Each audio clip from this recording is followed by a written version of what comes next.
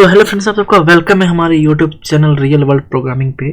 तो आज हम देखेंगे लेक्चर 3। ठीक है, तो आज जो हम बात करने जा रहे हैं वो हम बात करने क्या जा रहे हैं, जनरेशन ऑफ प्रोग्रामिंग लैंग्वेज की।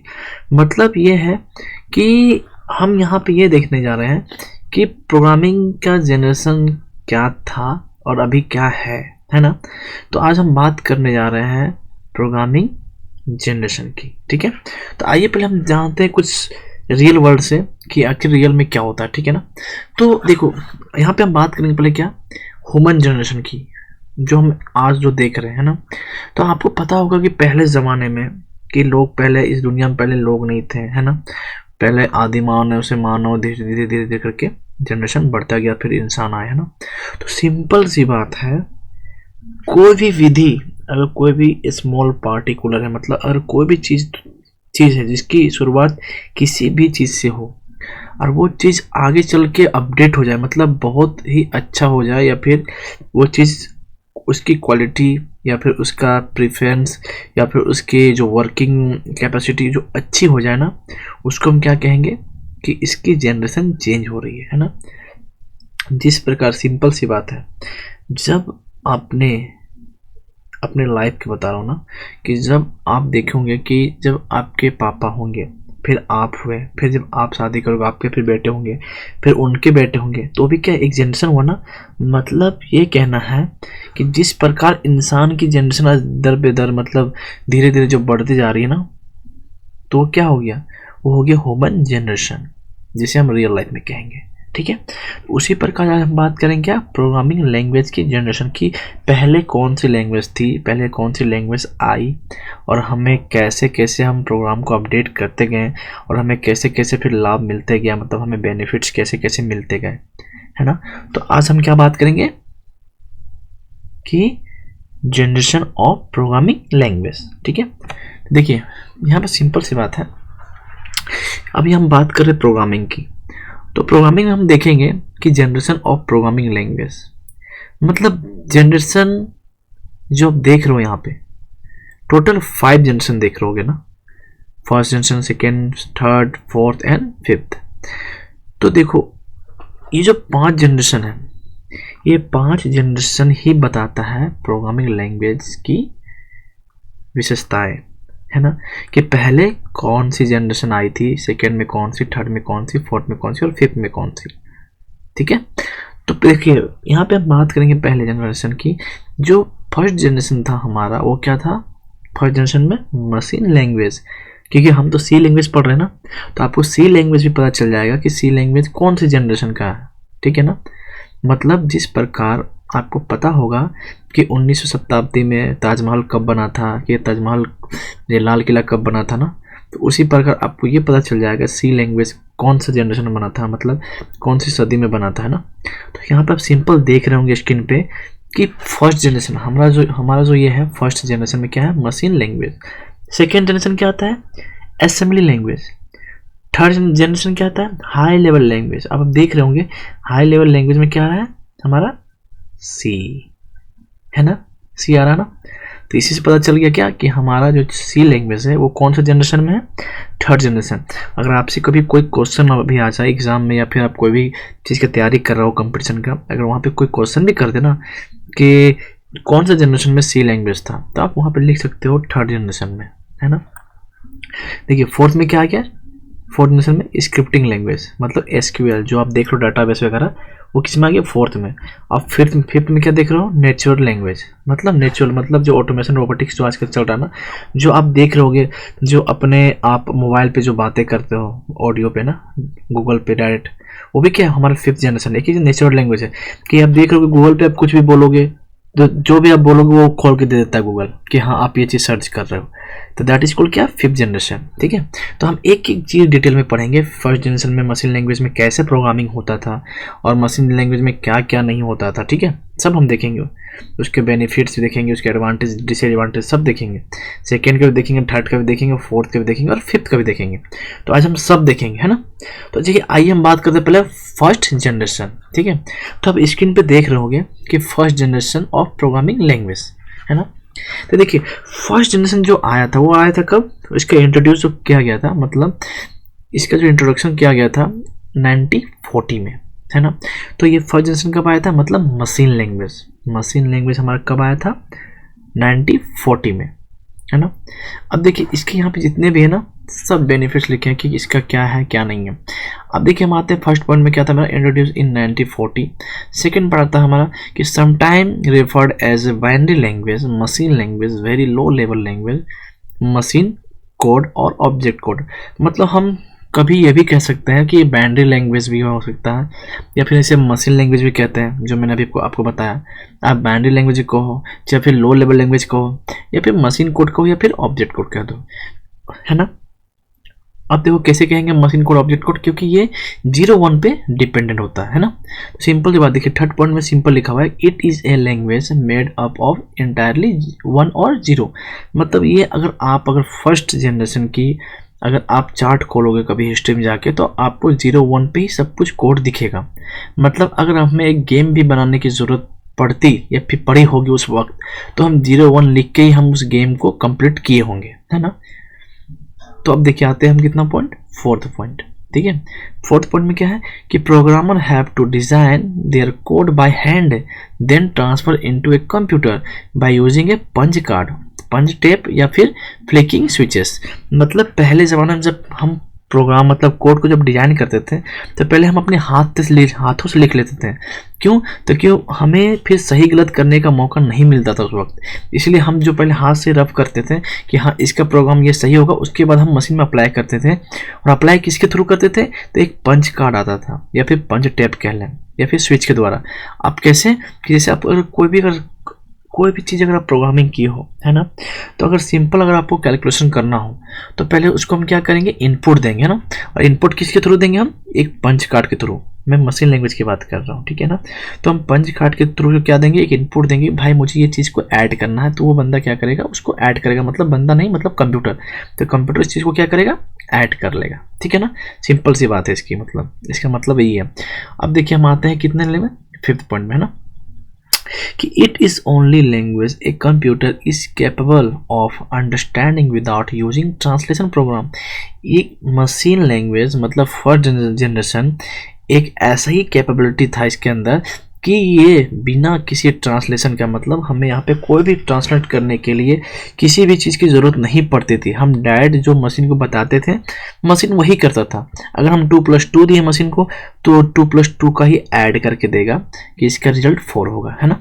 यहाँ पे कोई ट्रांसलेटर नहीं था, बीच में कुछ भी था, मतलब इंटरमीडिएट में कुछ भी ऐसा नहीं था जो किसी भी लैंग्वेज को ट्रांसलेट कर दे। इसलिए यहाँ पे किसी भी तरह का कोई ट्रांसलेशन सिस्टम नहीं था, है ना, क्योंकि ये सिर्फ 0-1 पे वर्क करता था। और 0-1 क्या होता है, एक कोड होता है, ठीक है, जो सिर्फ कंप्यूटर समझता है। और इसका जो स्टोरेज भी होता है वो रजिस्टर के हिसाब से स्टोरेज होता है 0-1 की, ठीक है। ये मैं आपको 0-1 का मतलब जो है ना, मैं आपको बहुत डिटेल में बताऊंगा आगे चल के कि एक्चुअली में 0-1 का मतलब क्या होता है ना। तो आप बिल्कुल भी टेंशन मत लीजिए, ठीक है। यहाँ पर आप समझिए कि मशीन लैंग्वेज में क्या क्या होते थे। अब देखिए यहाँ पे अब हमारा 6 पॉइंट आता है हमारा कि क्लोज टू मशीन। मतलब ये मशीन के क्लोज बहुत होते थे। क्यों? क्योंकि अब सिंपल सी बात है ना, हम मशीन को डायरेक्ट इनपुट देते थे इसमें। अगर हमें दो चीज़ का सम करना मतलब ऐड करना, तो हम डायरेक्ट दे दिए 2+2 वो ऐड करके दे दिया, that is called machine language, ठीक है। अब आते हैं हम 7 पॉइंट में कि modern day programmer still occasionally use machine level code, ठीक है, specially when programming lower level function of the system such as driver interfaces with firmware and hardware. देखिए सिंपल सी बात है कि अगर हमें किसी भी हार्डवेयर मतलब होता है ना एक सिस्टम में, अगर हमें जब ज़रूरत पड़ता था ना कि हमें हाँ फंक्शन लिए कि अगर हमें ये फंक्शन बनाना है जो सिर्फ मशीन कोड से ही बनेगा, मतलब मशीन लैंग्वेज के थ्रू ही बनेगा, तो हम कुछ टाइम के लिए या फिर कुछ प्रोग्राम के लिए या फिर हम कुछ टास्क के लिए, टास्क बोल रहे आप कि आप हमें कुछ भी कंप्यूटर से परफॉर्मेंस करवाना हो, कुछ भी छोटी टास्क के लिए, तो वहाँ पे हम मशीन लैंग्वेज का यूज़ कर देते हैं। और आज भी यूज़ होता है, ऐसी बात नहीं है, आज भी यूज़ होता है मशीन में। अगर हमें कुछ भी छोटी मोटी टास्क करवाना हो तो हम उतना लंबा चौड़ा प्रोग्राम नहीं करते हैं, हम डायरेक्ट मशीन लैंग्वेज के यूज़ कर देते हैं, ठीक है। तो उसे हम क्या कहेंगे, ये हमारा क्या है, first generation of programming language. अब हम डायरेक्ट लास्ट पॉइंट में आते हैं, वो क्या है कि program was directly loaded into the computer and executed. मतलब हम यहाँ पर डायरेक्ट प्रोग्राम को क्या करते थे, डायरेक्ट लोड कर देते हम। हमने अभी कहा ना आपको कि हम डायरेक्ट कंप्यूटर को क्या देते थे, इनपुट देते थे। जैसे हमें 1+1 देना है तो कंप्यूटर हमें रिटर्न में रिजल्ट क्या देता था, 2। तो सिंपल बात, हम डायरेक्ट लोड करते थे और हमें डायरेक्ट रिजल्ट भी मिलता था, ठीक है ना। तो इसे हम क्या कहेंगे, first generation of programming language. अब देखिए इसके एग्जांपल मैं आपको बहुत अच्छे देता हूँ ताकि आपको अच्छे से समझ में आए, है ना। अब देखिए अगर हमें हेलो वर्ल्ड, है ना, आप देख रहे हो आउटपुट में, अगर हमें सिर्फ हेलो वर्ल्ड प्रिंट कराना होता था ना फर्स्ट जनरेशन में, तो हमें इतना लंबा, अब देख रहे हो यहाँ पे हमें इतना लंबा कोड लिखना पड़ता था। आप बताओ इसमें आपको कितना समझ में आया, 0 1 1 0 0 करके कुछ समझ में आ रहा है? नहीं। इसको हम क्या कहेंगे, बाइनरी कोड, इसी को हम कहते हैं। लेकिन आपको कुछ समझ में आ रहा है, यहाँ पे कुछ भी समझ में नहीं आ रहा होगा, है ना। तो इसीलिए इससे पहले लेक्चर में आपको क्या बोला था कि मशीन लैंग्वेज बहुत टफ है। बहुत टफ क्या है, बहुत टफ क्या है, सीखना, लेकिन एग्जीक्यूट करना बहुत आसान है। क्यों आसान है, आप डायरेक्ट 0 1 0 लिखकर 0 लिख दो। अगर आप सीख गए हो तो आप 0 1 0 कर लिख लो, आपको ये आउटपुट मिल जाएगा हेलो वर्ल्ड, है ना। तो इसीलिए मैं आपको कहा था कि first generation of programming language मतलब जो मशीन लैंग्वेज आता है वो बहुत टफ है। आपको समझ में नहीं आएगा, क्यों नहीं समझ में आएगा, क्योंकि यहाँ पे बाइनरी कोड का यूज़ होता है, मतलब 0 और 1 का यूज़ होता है, ठीक है। अब देखिए इसके एडवांटेज, देखिए क्या है इसके एडवांटेज, मैं बता रहा हूँ। एडवांटेज में पढ़ रहे होंगे कि machine language make fast and efficient use of the computer. मतलब ये क्या था, कंप्यूटर के यूज़ करने के लिए बहुत ही ज़्यादा फास्ट था। मतलब अगर हमें कुछ भी अगर तुरंत हमें आउटपुट चाहिए हो तो ये बहुत फास्ट था। आप डायरेक्ट इनपुट दे दो कंप्यूटर को, डायरेक्ट आपको तुरंत रिजल्ट दे देगा। मतलब इसीलिए फास्ट हुआ क्योंकि यहाँ पे बीच में कोई भी ट्रांसलेशन करने के लिए कोई भी सॉफ्टवेयर नहीं था उस वक्त कि आपकी बातों को ट्रांसलेट कर दे, है ना। इसीलिए क्या था, ये फास्ट था, ठीक है। अब देखिए सेकंड पॉइंट क्या है हमारा कि it require not translate the code. देखना अभी मैं आपको बता रहा ना कि यहाँ पे कोई ट्रांसलेटर नहीं था, मतलब यहाँ पे कोई रिक्वायरमेंट नहीं थी ट्रांसलेट करने की कोड को, ठीक है। It directly understood by the computer, मतलब आप कुछ भी डालोगे ना कंप्यूटर को डायरेक्ट समझ में आता था कि हाँ भाई आप 1 डाले हो तो कंप्यूटर को 1 भी समझ में आ रहा है कि हाँ आपने 1 डाला है, समझे बात को। तो दैट इज कॉल्ड क्या है, इसका एडवांटेज ही है, ठीक है। अब हम आते हैं डिसएडवांटेज में, है ना। अब क्या डिसएडवांटेज हमारा कि पहला पॉइंट क्या है कि all operation codes have to be remembered. मतलब जितने भी आप कोड लिखे हो ना आपको याद होना चाहिए। ये नहीं कि आप भूल गए, ये नहीं कि आप एक लाइन भूल गए ना तो फिर दोबारा फिर आपको कोड को फिर से करना पड़ेगा, लिखना पड़ेगा। आपको भूलना नहीं है यहाँ पे। अगर आप 0 1 करके एक भी 0 अगर आप भूल गए हो कि नहीं इस कोड का एक भी 0 भूल गए हो तो वहाँ पे एग्जीक्यूट नहीं होता था उस वक्त प्रोग्राम, ठीक है। इसीलिए आपको यहाँ पे हर एक कोड को याद करना पड़ता था। इसीलिए हमें बहुत टफ होता था कि भाई आप इतना 0 1 0 1 कैसे करके कैसे याद करोगे, है ना। अब सेकंड में क्या देखिए कि all memory address have to be remember. मतलब आपको जहाँ पे आपको ये चीज़ स्टोर करना होता था इस कोड को, उसका जो मेमोरी एड्रेस मतलब क्या है कि जहाँ पे आप अपने डाटा को स्टोर करोगे उस चीज़ का एड्रेस भी आपको याद होना बहुत ज़रूरी होता था, ठीक है। तभी तो आप उस लोकेशन में ढूंढ पाओगे ना कि हाँ भाई अपने डाटा को आप किस फाइल मतलब किस मेमोरी के अंदर रखे हो, तो उसके लिए एड्रेस चाहिए ना। मेरा कहना मतलब है कि अगर आप किसी घर में सामान रखे हो तो उस घर के एड्रेस तो पता होना चाहिए ना कि वो घर कहाँ है, किस एड्रेस में है, तभी तो सामान को वापस ले आ पाओगे अपने घर, है ना। तो इसीलिए वहाँ पे क्या होता था, डिसएडवांटेज में हमारा क्या था कि हमें मेमोरी एड्रेस भी याद करना बहुत ज़रूरी होता था, है ना। अब देखिए थर्ड पॉइंट में हमारा जो डिसएडवांटेज वो क्या है कि it is hard to find error in a program written in the machine language. देखिए मशीन लैंग्वेज में एरर फाइंड करना मतलब मिस्टेक्स फाइंड करना, एरर मतलब मिस्टेक्स। मशीन कोड में आप देख रहे हैं यहाँ पे मिस्टेक फाइंड करना बहुत टफ होता था क्योंकि आप खुद यहाँ देख सकते हैं 0 1 0 जो लिखा हुआ है, अगर यहाँ पे एक वर्ड भी मैं अगर यहाँ पे 0 हटा दूँ तो क्या कितना ज़्यादा टफ हो जाएगा, है ना, आपको एरर फाइंड करने में कि भाई एरर कहाँ पे होगा, मतलब मिस्टेक्स कहाँ पे होंगे हमारे, है ना। तो इसीलिए यहाँ पे इसका ये डिसएडवांटेज था। इसीलिए क्या हुआ, ये धीरे धीरे फिर जनरेशन बढ़ते गया कि फर्स्ट जनरेशन से कुछ नहीं होना था, ठीक है। ये सिर्फ हमारे काम के लिए आया था फर्स्ट जनरेशन कि हाँ हम सफिशिएंट काम कर सकते हैं मशीन के थ्रू, है ना। अगर हमें थोड़ा सा छोटा काम करना हो तब हम यहाँ मशीन लैंग्वेज का यूज किया करते थे, ठीक है। अब हम आते हैं नेक्स्ट आता है सेकेंड जनरेशन। अभी मैं आपको बताया था ना कि सेकेंड जनरेशन क्या था, असेंबली लैंग्वेज। अब देखिए सेकेंड जनरेशन जो असेंबली लैंग्वेज है वो हम क्या बात करेंगे कि असेंबली लैंग्वेज कब आया था, इसके एडवांटेज क्या है, इसका डिसएडवांटेज क्या है ना। तो सिंपल सी बात है, यहाँ पे हम देखेंगे पहला पॉइंट कि इंट्रोड्यूस इन द 1950। देखिए असेंबली लैंग्वेज जो था वो क्या आया था 1950 में आया था, है ना। अब देखिए सेकंड पॉइंट क्या है कि sometime referred as assembly language और लो लेवल लैंग्वेज, मतलब इसे हम असेंबली लैंग्वेज भी कहते हैं और लो लेवल लैंग्वेज भी कहते हैं, ठीक है। थर्ड पॉइंट देखिए, थर्ड पॉइंट क्या है कि programmer are in the form of alphanumeric symbol or mnemonic code instead of 0 and 1. This alphanumeric symbol can have maximum up to 5 letter combination. Example: add for addition, sub for subtraction, start label etc. Because of this feature it is also known as symbolic programming language. मतलब इस future के कारण हम इसे क्या कहते थे, symbolic programming language कहते थे। क्यों? क्योंकि यहाँ पे ना हम अल्फ़ाबेटिक भी यूज करते थे, मतलब ABCD भी यूज करते थे, और हम यहाँ पे 0 1 भी यूज करते थे। तो इसे हम क्या कहते थे कि इसे हम क्या कहेंगे भी और क्या कहते भी थे, सिंबॉलिक प्रोग्रामिंग लैंग्वेज। मतलब यहाँ पे सिंबल भी यूज होते थे। मतलब आप देखोगे जैसे आप किसी अगर मैं आपको कहूँगा कि आपका बार कोड क्या है, तो बार कोड में होता है ना AB 2 3 5 8 फिर CD होता है ना, इसको हम कहते हैं हेक्साडेसिमल नंबर, है ना। तो इसको हम क्या कह सकते हैं, हेक्साडेसिमल नंबर में। मतलब हेक्साडेसिमल नंबर में क्या आता है, असेंबली लैंग्वेज। मतलब आपको यहाँ पे जो कोड दिखेंगे वो क्या दिखेंगे, हेक्साडेसिमल वे में दिखेंगे, है ना, जिसमें आपको ABCD भी कुछ मिलेंगे और कुछ 0 1 भी AB मिलेंगे, ठीक है। तो दैट इज कॉल्ड क्या, असेंबली लैंग्वेज। अब देखिए आता है हमारा फोर्थ पॉइंट क्या है, क्लोज टू मशीन।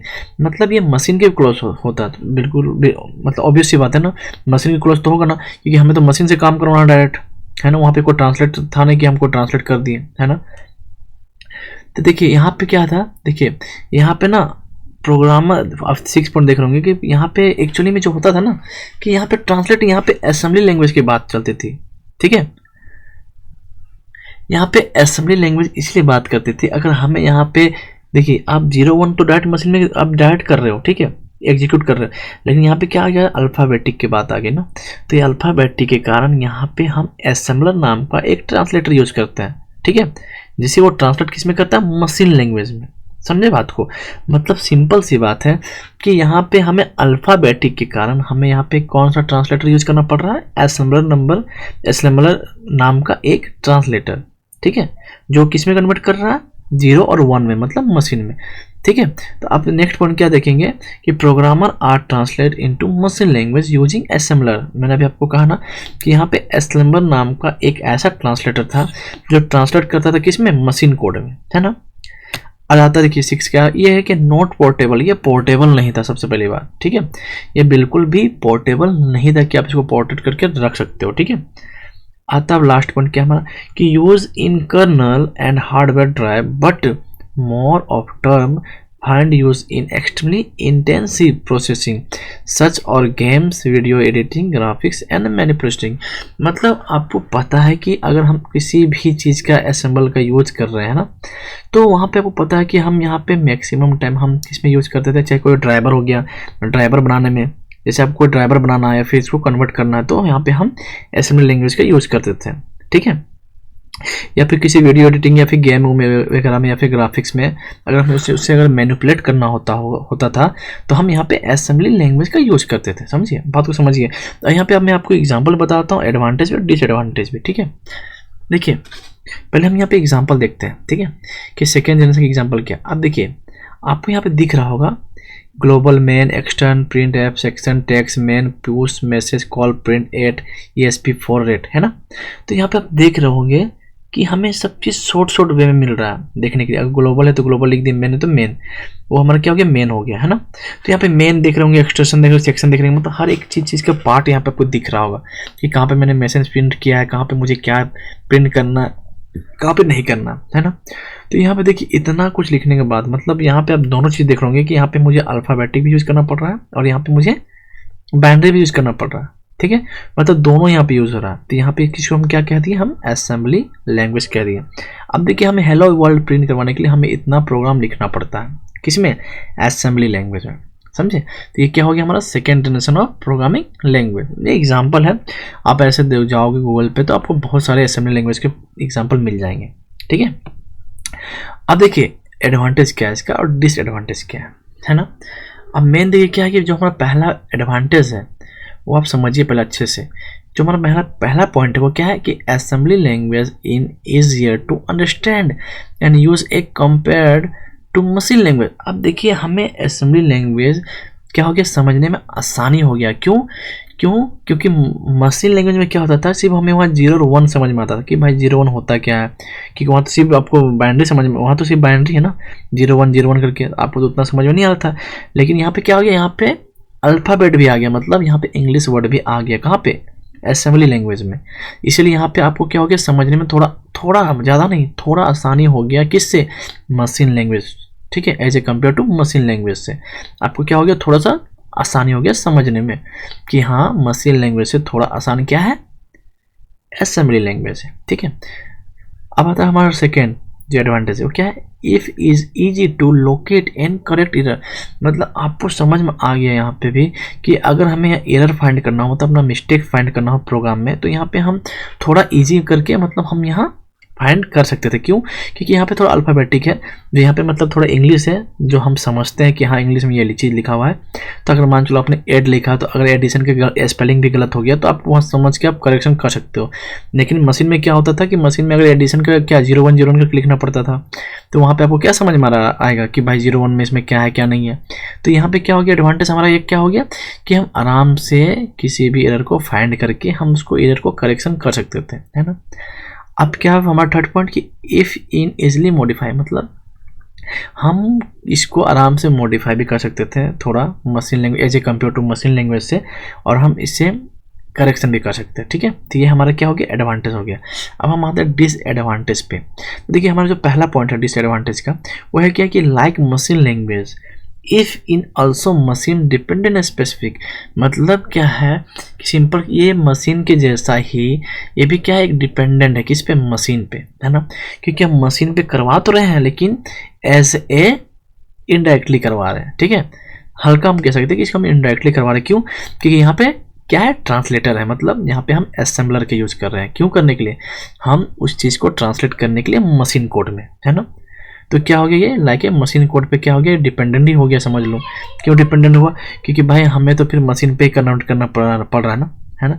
अलग से तो हम कोई बड़ा सा हम सॉफ्टवेयर किए नहीं है ना, सिंपल एक सिर्फ ट्रांसलेट का यूज़ कर रहे हैं। इसलिए क्या हो गया, ये मशीन पे डिपेंडेंट हो गया, क्योंकि ये क्लोज टू मशीन हो गया, सिंपल से अगर हम कहेंगे तो। ठीक है, क्योंकि यहाँ पे भी क्या हो रहा है, यहाँ पे भी हमें क्या ज़रूरत पड़ रही है, यहाँ पे भी हमें बोले समझ में दिमाग लगे कि यहाँ पे हमें क्या जरूरत पड़ रहा है, क्योंकि यहाँ पे भी हमें 0 और 1 का उपयोग हो रहा है, मतलब बाइनरी का यूज़ हो रहा है। इसीलिए यहाँ पे भी क्या हो गया, मशीन डिपेंडेंट हो गया। यहाँ पे अल्फ़ाबेटिक भी यूज हो रहा है और यहाँ पे 0 1 का भी यूज हो रहा है, समझे।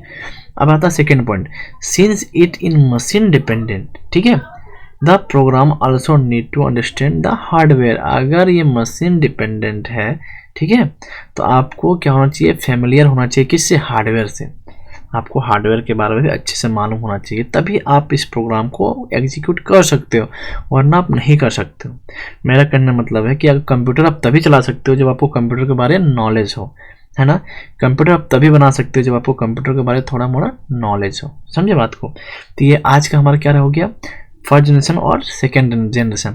देखिए अगर इससे पहले हमारा वीडियो लेक्चर नहीं देखें तो आप हर एक लेक्चर देखते जाएं, ताकि मैं आपको बहुत डीपली बता रहा हूं, ताकि आपको समझ में आए कि हाँ मैं क्या कहना चाह रहा हूं और आप क्या समझना चाह रहे हैं, है ना। ताकि आपको आगे चल के प्रॉब्लम बिल्कुल भी नहीं आए और आप हर एक टॉपिक से फेमिलियर हो जाएं कि आप प्रोग्रामिंग पढ़ने से पहले। ठीक है, तो इसलिए आज के लिए इतना ही काफ़ी। मैं आपको नेक्स्ट लेक्चर में बताऊँगा थर्ड जनरेशन, फोर्थ जनरेशन और फिफ्थ जनरेशन। ठीक है, अगर आप इस चैनल में नए हैं तो आप जरूर इसको लाइक करें, शेयर करें और सब्सक्राइब करें, ताकि मैं नेक्स्ट वीडियो आपको और आप नेक्स्ट वीडियो में ला पाऊँ और आप देख भी सको अच्छे से, है ना। तब तक के लिए थैंक यू।